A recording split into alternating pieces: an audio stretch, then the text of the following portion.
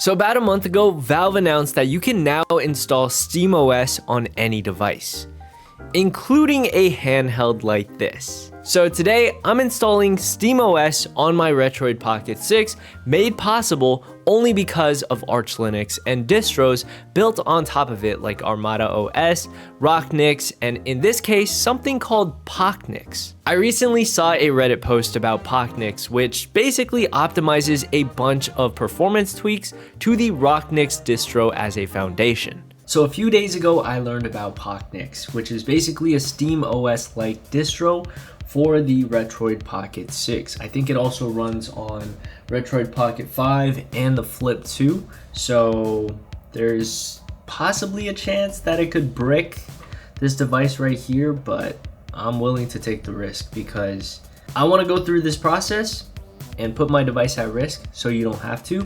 And if it's a success, I can tell you guys about it. So got my micro SD card and we're about to put it to the test. So I'm about to go through the process and see how it goes.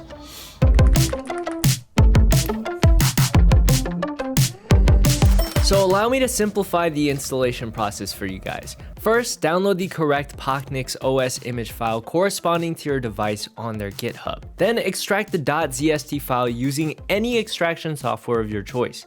I prefer to use WinRAR. Then, using a flashing software like Balena Etcher, go ahead and flash the OS image you just extracted onto the SD card you plan on installing to your handheld. Then you want to run the backup ABL script as root in your handheld's advanced settings.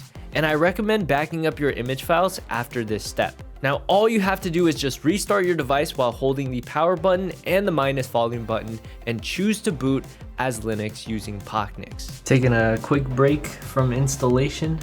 We got this little cute kitty. It took me some time to troubleshoot this, but we finally got SteamOS installed on the Retroid Pocket 6. This is so cool, guys. I have yet to test out any games, but I'm just really happy we were able to successfully install the OS. All right, let's test out Megabunk. As long as the game's not like finicky while we play, we should be all right. It's good, it's good. I'm actually getting Steam achievements and stuff too.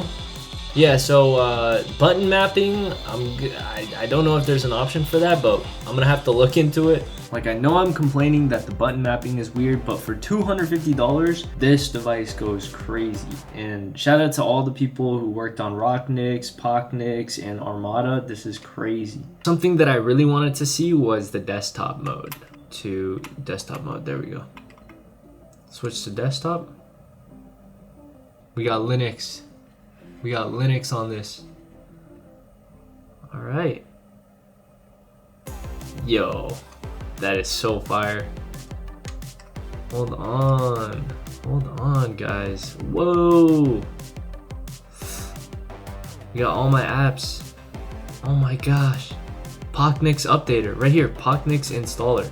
So after going through the process of installing Pocknix, I used an updater on the Linux homepage in order to get the latest features, including the performance tweaks as default when running games through Steam. I'm personally very new to Linux, so seeing how customizable everything was after installing and updating Pocknix felt very refreshing, having like a whole desktop environment. Also, let me know if there's anything I should check out when using this distro and how I can make the most out of installing this on my Retroid Pocket 6.